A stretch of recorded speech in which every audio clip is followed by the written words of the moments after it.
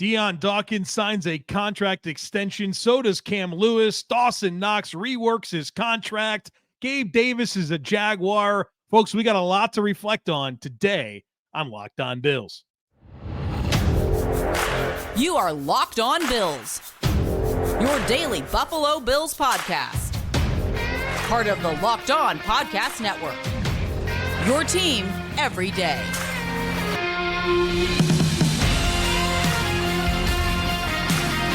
What's up, Bills Mafia? It's Joe Marino, author of Go Bills and Buffalo's Run, also the co-host of the Locked On NFL Scouting Podcast, and I'm your host of Locked On Bills. Want to thank you for making Locked On Bills your first listen every day, and a big welcome and shout out to our everydayers. You know who you are. Those of you who never miss a single episode, I appreciate y'all being here very, very much. I'd also like to invite you to subscribe or follow for free on YouTube or wherever you listen to podcasts. We're part of the Locked On Podcast Network, your team every day. Today's episode is brought to you by FanDuel. Make every moment more. Right now, new customers can get $200 in bonus bets with any winning $5 bet. That's $200 if your bet wins. Just visit FanDuel.com/lockedon to get started. Well, folks, welcome in. It's 5:30 here on the East Coast, and I decided it was time to record a podcast. Certainly, Brandon Beane, after dark, there could be some more moves coming on Monday. And if more moves come, I'll do another podcast, and we'll talk all about it. But I had a lot of items to get to, and I felt like it was time to hit record. And so this will cover us to this point, and then whatever happens after here, we'll get to it in our next conversation. But the big highlights today will be the Dion Dawkins contract extension, Cam Lewis signing an extension with the team, Dawson Knox reworking his contract. I want to talk about some players in the AFC East that have departed. We have contract terms for Taylor Rapp and David Edwards, and then Leonard Floyd, Mitch Morse, and Gabe Davis have signed with new teams. So that's what we're going to focus in on today on this episode. But the big news for the Buffalo Bills is the contract extension for Dion Dawkins. And folks, that was a journey. If you're not on social media, good for you. Like, seriously, good for you, because Dion Dawkins absolutely trolled the Bills Mafia, putting out a tweet that said, you know, it's been real, Buffalo. Looking forward to what's next in my football journey. Is it okay to eat ranch now? And myself included, I'm dying inside. I'm like, really? The Bills are going to move on from Dion Dawkins? This can't be real. I don't want to tell you the thoughts that my mind was having about, like, are the Bills like actually rebuilding? Are they trading him? You have big national insiders talking about the Bills releasing Dion Dawkins. It was hectic. April Fools, but April Fools on March 11th.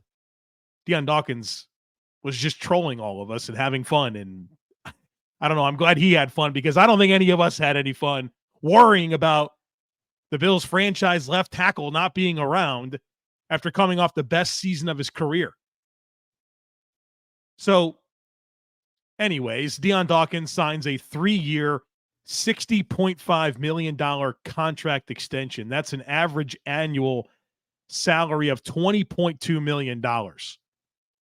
I think Dion Dawkins is worth every bit of it. If you remember, I had a recent episode, I think it was the performance review for the offensive line, and I was talking about Dion Dawkins, and I even said, look, I think it's time for us to stop talking about Dion Dawkins as just an above average left tackle. Like I said, I think he's one of the best in the league. I think he's one of the best 10 for sure. And now he has a contract that reflects that. Dion Dawkins, as of this moment, is the 5th highest paid offensive tackle in the NFL. So his, in terms of AAV, average annual value, that comes in at 20.16, so 20.2 rounded for Dion Dawkins. Number 1 is Laramie Tunsil with the Texans at $25 million. Number 2 is Andrew Thomas of the Giants at $23.5 million. Number 3 is Trent Williams with the 49ers at 23. Number 4 is Lane Johnson at 20.187. And then Dion Dawkins at 20.16 Number 6 is Jawan Taylor with the Chiefs at $20 million per. So he's the 5th highest paid tackle in the NFL.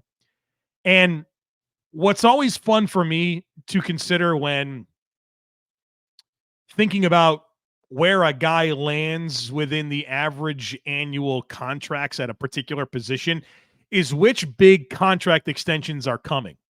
And there's a big-time wave of offensive tackles that are going to get big deals in the next year. Penei Sewell with the Lions, Tristan Wirfs with the Bucks, Rashawn Slater with the Chargers, Christian Darrisaw with the Vikings, maybe Jed Wills with the Browns. They're all going to be north of $20 million. At least Sewell, Wirfs, Slater, and Darrisaw. 4 of them. So probably within a calendar year, Dion Dawkins is going to go from 5th to 9th and, maybe even lower than 9th. It's just like what happened with Josh Allen. For a short period of time, he was the 2nd highest paid quarterback in the NFL. Now he's not even in the top 10. So I think this will age well. I think Dion Dawkins will age well. The guy's playing the best football of his career. I mean, literally playing the best football of his career over the last couple of seasons. I have very little concern about Dion Dawkins not performing at a high level throughout the duration of this contract. I think he's getting better and better. He's super athletic. Aaron Cromer has obviously unlocked more of his game. It was interesting listening to Dion Dawkins talk about, what led to him having his best season. And he talked about the Bills player development coach and all the different things that they've worked on to get better. He's on a great path. And, in so many different ways, he means a lot to this organization. No, he's not Josh Allen. But he's a leader. He's been the Walter Payton Man of the Year award winner for the Bills the last 2 seasons. He's a great personality. He's a fan favorite. He's a dude. One of my favorite players on the team. I am thrilled to see him locked up. And we don't have the specifics in terms of how the deal was structured, but if you recall, in a lot of the conversations that we've had this offseason already, I talked about extending Dion Dawkins as a means for creating cap space. And I even did an entire episode on extending Dion Dawkins, Taron Johnson, and Rasul Douglas and how that can create a bunch of cap space. Not exactly sure how this is structured. We don't have that information yet, but once we do, we'll certainly talk about it. But not only do you get Dion Dawkins for longer, but you probably created $5, $6, $7 million in 2024 salary cap space. So wins all the way around, except for the 15 minutes where we were in complete panic over what the heck was going on with Dion Dawkins. But we know the answer. He's back in Buffalo on a 3-year, $60.5 million contract extension. All right, coming up here in just a moment, we're going to talk about Cam Lewis, Dawson Knox, some players leaving the division that I find to be interesting, and even more. So be sure to stick with me. Say goodbye to busted brackets because FanDuel lets you bet on every game of the tournament. Whether you're betting on a big upset or a 1 seed, it's time to go dancing on America's #1 sportsbook, because right now, new customers get $200 in bonus bets if your first $5 bet wins. That's $200 to use on point spreads, money lines. You can even pick who's going to win it all. Just visit FanDuel.com/lockedon and bet on college hoops until they cut down the nets.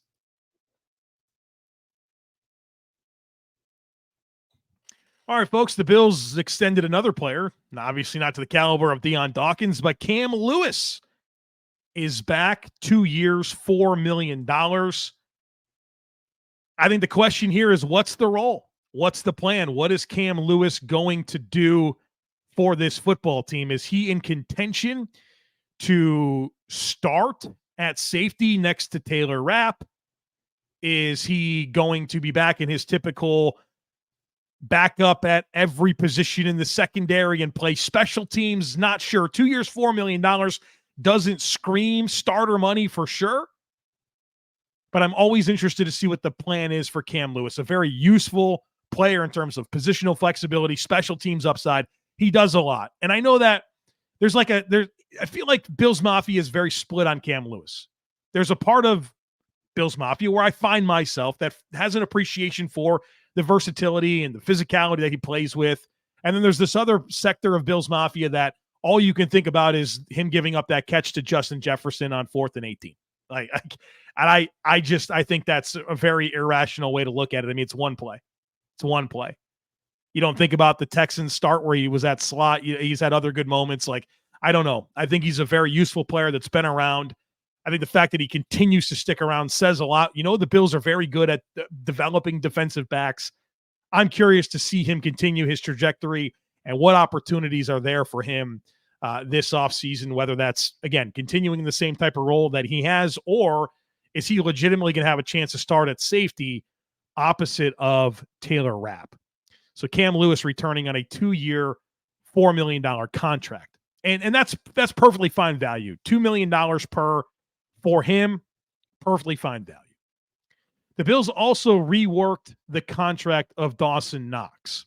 Now, we don't have the specifics of this, but we do know that the contract was reworked, and it gives the Buffalo Bills salary cap relief this year. And we know Dawson Knox was scheduled to have, I think, like a $14.6 million cap hit this year. And obviously that's going to come down. Don't have the specifics, but if I were to speculate, the wording and the reporting of this seemed very similar to the Von Miller deal, where ultimately Brandon Beane was able to bake in a bunch of not likely to be earned incentives. And then if those incentives were earned, they're expensed against a 2025 cap.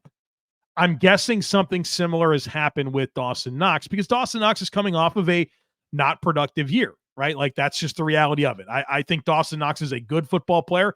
I think he's a helpful football player for this team, but this was not a good season for him. And I think between him having a down year, playing with some injuries, the contract, the arrival of Dalton Kincaid, I think that skewed a lot of people's perspective of Dawson Knox. He's a good football player. He's a helpful football player. He's just overpaid. Like, that's just the reality of it. He's an overpaid football player. And it's nice to see Brandon Beane approach that situation and get some relief. And so, again, as I speculate here on not likely to be earned incentives, as he's coming off of a season where he caught 22 passes for 118 yards or 186 yards and 2 receiving touchdowns, anything higher than that is a not likely to be earned incentive. And so I'm guessing what Beane has done here is bake those into this contract. And, if you get 25 catches or 30 catches or 35 catches, you'll get certain amounts of your money back, and then we'll expense it against a 2025 cap. If you get more than 2 touchdowns, if you get more than 190 receiving yards. So I think that's probably the plan there. Again, I don't have the specifics, but if I were to speculate based on the reporting, based on what they did with Von Miller, that's where my mind goes. And so I think it's great. I think Knox is a player that has been tough to stomach just because of the price tag. But when you can detach yourself from that, he's a valuable player. He's a good blocker. He's been a touchdown maker for this team. And again, I know this was a down year. He tried to play through that wrist injury, and everyone's all excited about Dalton Kincaid. Dawson Knox is a useful football player for this football team. And I think this reworked deal, while I don't have the specifics, something that should make a lot of sense once it all does come through. So Cam Lewis back, Dion Dawkins back, Dawson Knox reworked contract. As of the recording of this podcast, that's pretty much it when it comes to Bills transactions. Of course, the Quentin Morris deal has been finalized. He was an exclusive rights free agent. He comes back on a 1-year minimum deal. So your top 3 tight ends from last year, Kincaid, Knox, Morris, you're good to go there. Well, one observation that I had in navigating the first 5-6 hours of the legal tampering period is that there just isn't a lot of good value out there. And for the Bills, they're going to become cap compliant. They'll have a little bit of money to spend, but they're not in the world right now of paying these massive contracts. I mean, the money that we saw handed out to players was pretty crazy. Like, even Brad Spielberger, who I think is the best contract projector out there, he even said, look, we were too low on a lot of guys. Like, players are eating out there. They're getting big money. And that's just not a world that the Bills can live in. And so things are going to happen. Things will heat up. And things might heat up shortly after I publish this podcast.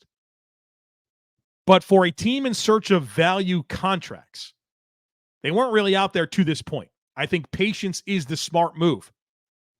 And so the Bills will have to do a couple more things to create cap space, probably some other internal extensions to hand out.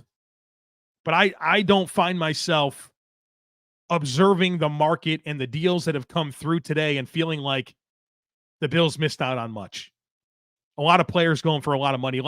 You can see it. Teams like the Commanders, the Panthers, the Bears, the Raiders giving out big money to that's what the Bills did 15 years ago. Middle, 2010, 2012. You want Mario Williams, right? Or whatever free agents, you got to really overpay. I feel like that's what's happening to other teams, and the Bills are just like, all right, yeah, y'all go do what you need to do. We'll wait it out. We'll get some bargain players, and we'll go to war with them. So that's kind of my general thoughts on this opening day of the legal tampering period as of 5:30 on Monday. One thing I did want to point out in terms of the player movement today, and then in the next segment, we're going to talk about the specifics of Taylor Rapp and David Edwards' deal. I have some thoughts on the offensive line. Mitch Morse, Leonard Floyd, Gabe Davis. We'll talk about that in the next segment. But there are some players that left the division on Monday that I'm pretty happy about. Guys that I think are pests. Those being Christian Wilkins. He's a Raider. Goodbye. Adios. Don't have to deal with you anymore. You're a good football player, and you're also a little bit too interested in Josh Allen for my liking. Andrew Van Ginkel. I think he's a good player for the Dolphins, edge rusher for them. He's a Minnesota Viking, 2 years, $20 million. Bryce Huff, he left the Jets to go to the Eagles. So 3 of the pass rushers in this division that I think have kind of given the Bills some challenges throughout the last couple of years, they're no longer around. And to me, that's good news to have some of those pesky players the heck out of the AFC East. I'm sure, more players will come in or whatever, but for now, those guys are out of here, and I think that's helpful because the Bills have had some trouble with those 3 players. All right, again, Taylor Rapp, David Edwards contract terms, Gabe Davis, Mitch Morse, Leonard Floyd. We're going to talk about all that on the other side of it, so be sure to stick with me. This episode is brought to you by BetterHelp. Have you ever considered what you would do if you had an extra hour in your day? Would you exercise, read, spend time with a loved one, catch up on some sleep? A lot of us spend our lives wishing we had more time. The question is, time for what? If time was unlimited, how would you use it? The best way to squeeze in that special thing into your schedule is to know what's important to you and make it a priority. Therapy can help you find out what matters most to you so you can do more of it. It's helpful for learning positive coping skills and how to set boundaries. It empowers you to be the best version of yourself. It's not just for people who've experienced major trauma. So if you're thinking of starting therapy, be sure to give BetterHelp a try. It's entirely online, designed to be convenient, flexible, and suited to your schedule. Just fill out a brief questionnaire. That'll get you matched with a licensed therapist. You can switch therapists at any time for no additional charge. Learn to make time for what makes you happy with BetterHelp. Visit BetterHelp.com/lockedon today to get 10% off your first month. That's BetterHelp, HELP.com/lockedon.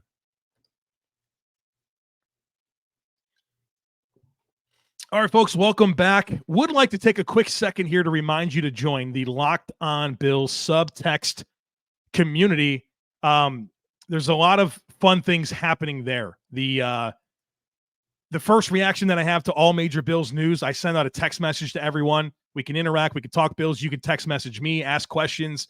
You also get access to our Discord channel where we've got like 600 Bills fans in there talking Bills, Sabres, all the other things that are going on in the NFL. It's way better than Twitter and other social media. So join and check that out. There's a link in today's show notes that you can click on, whether you're on YouTube or wherever you're listening to this podcast. Click on those show notes, and we will you'll be able to join the Locked On Bills subtext community. Super fun. We've been doing it for almost a year now. Would love for you to be part of it. All right, so now let's get into this. We have the contract terms for Taylor Rapp and David Edwards. So the original reporting on Taylor Rapp was like 3 years worth up to $15 million. Well, the reality is it's a 3-year, $10.6 million deal with $3.6 million guaranteed at signing. In all practicality, it's a 1-year, $4.2 million deal. So the Bills can get out of after one season, and if they want to, they can get out. If maybe Taylor Rapp's really good, you get to keep him for 3 seasons. So it's a well-structured deal. I think it makes a lot of sense. One of my big questions about Taylor Rapp was, what did he do last year to go from 1 year, $1.8 million to 3 years, $15 million? I didn't really understand that. Well, this makes a lot more sense when you see the contract structure. And one thing I'll say about Taylor Rapp, He was a much better player with the Rams than he was last year with the Bills. If you guys remember, going into the 2023 offseason, my plan at safety for the Bills was to move on from Poyer and sign Taylor Rapp to a 3-year, $24 million deal to be the replacement. So that should give you an indication of who I thought Taylor Rapp was before this season. So I think that's an important piece of information. Now, look, I know he didn't really meet expectations, but during his press conference, he talked about some of the personal challenges that he had. And hopefully he's a better player for us next year. David Edwards, 2 years, $6 million. It's basically a 1-year, $3.17 million deal that the Bills can get out of if they want to, or they can keep him for 2 years, $6 million. So another well-structured deal. I think he'll have a chance to start at left guard. And it's kind of interesting to see how this is all played out, where Connor McGovern's going to center, David Edwards is going to left guard, and then Mitch Morse is now a Jacksonville Jaguar. I want to talk about that because I've thought a lot about this interior offensive line situation, and this is how I make sense of it. Because Mitch Morse signs 2 years, $10.5 million with the Jaguars. The Bills are moving Connor McGovern from left guard to center, and they're likely to give David Edwards a chance to start at left guard. The Bills made a choice. They could have kept Mitch Morse for a reduced contract. They could have kept Ryan Bates. They weren't impossible to keep under the cap. They made a choice. They wanted to go in a new direction. So, I think it's important. For as much as there are cap savings moves that are necessary, right? There are cap casualties. The Bills could have kept those players. They chose not to. They made a choice. I think part of it is younger and cheaper, because that did happen through these moves. But also, if you remember the All-22 reviews, one of the main things I talked about all season long was I thought there was communication issues and timing issues with McGovern and Morse in the run game in particular. And I think part of that is because you have two athletic players that are not necessarily physical, powerful dudes. And having two of those next to each other on the offensive line can be problematic. I think not only do you get younger and cheaper, but you kind of get away from that problem of having two non-people movers next to each other. So I'm just trying to think about all these things. Like the short yardage stuff last year was frustrating at times. Well, maybe this helps with that as well. So I don't want to make this too big of a thing, because I don't think that the Bills are better with this group. But as I try to understand their rationale, that's where I get. As I'm recording this podcast, the Buffalo Bills have re-signed Aj Epenesa on a 2-year deal. Let me see if the contract, is it coming through? I hope that I get it before I log off here. Aj Epenesa back for 2 years with the Buffalo Bills. I'm excited to see that. I'm curious to see what the numbers are going to be. You saw what Dorrance Armstrong got with the Dallas, or from the Dallas Cowboys to the Washington Commanders. Very curious to see what that'll be. I like not having as much turnover on the defensive line. Aj Epenesa, if you remember my mock off season, I wanted him back. I had his AAV at $6.75 million. Don't have the terms yet. I will refresh and check before I log off to see if they come through. But Aj Epenesa back with the Buffalo Bills. Multiple sources reporting that, including Mike Garafolo. Joe Biscaglia is affirming that right now. Catherine Fitzgerald is affirming as well. So we'll check in on that to get the numbers here in just a second. I'm hoping it's between $6 and $7 million. And I'm glad to see Aj Epenesa returning. Draft develop, right? A player over the last 2 years that has really taken off. I think you felt his presence gone, like last year when he had the rib injury, and then after he came back, wasn't quite the same. I think this is a good thing, especially now that Leonard Floyd is with the San Francisco 49ers, signed a 2-year, $20 million deal with the San Francisco 49ers. So as you say goodbye to Leonard Floyd, you welcome back Aj Epenesa. And between losing Leonard Floyd and losing Gabe Davis as unrestricted free agents, that puts the Bills on the charts for a comp pick. Right now, it would be a 4 for Gabe Davis and a 5 for Leonard Floyd. Now, we'll see because that could be offset based on players to bring in. But in this comp pit bingo, those are two helpful things that happen for the Buffalo Bills. And I've said all along, if you gave me the choice of Epenesa or Floyd, I would keep Epenesa. So I like how that has trended. Again, don't have the details on the deal. Hopefully we get them before I say goodbye to you. The one other thing that I did want to mention, I talked about the interior offensive line and how the Bills made a choice there. Gabe Davis to the Jaguars, 3 years, $39 million. He gets $11 million at signing. The deal can be worth up to $50 million. Good for Gabe. Like, got a good deal, $13 million a season. He goes to Florida, goes back to Florida where he's from. He's reunited with Chad Hall, who was his receivers coach in Buffalo. Like, good for him. I'm happy for him. I don't think a deal like that would make any sense for the Buffalo Bills, like, at all. I just don't think they could pay him based on his skill set, based on some of the declining production. Like, he didn't have a catch in like 6 of his last 8 games or something like that. I think a fresh start was needed for both sides here. So happy to see Gabe Davis head to the Jaguars. Hope he does well. I didn't love the skill set. I wouldn't have loved that contract. And so I think we're generally expecting Gabe Davis to move on. And so it happens. So there we go. I'm waiting on these Aj Epenesa numbers to come through. I don't know if they're going to. It's a 2-year deal. So on our next conversation, we will discuss that in addition to any other Bills moves that comes through. So thanks for being here for this one. We'll catch up again after the big news happens. After I get enough news, we'll keep on recording podcasts. Like I said yesterday, I don't know if this is going to be a situation where it's a consistent publishing schedule, because the news cycle is going to be so fluid that there'll just be intervals where I'll have to push pause. I got enough for a podcast, so we'll do the podcast. So you might get more than 5 episodes this week. I don't know. Just make sure that you are subscribed and you won't miss anything. Would love it if you took a second to rate, review, and share the podcast. Have a great rest of your day. Go Bills, and I'll catch up with you again real soon.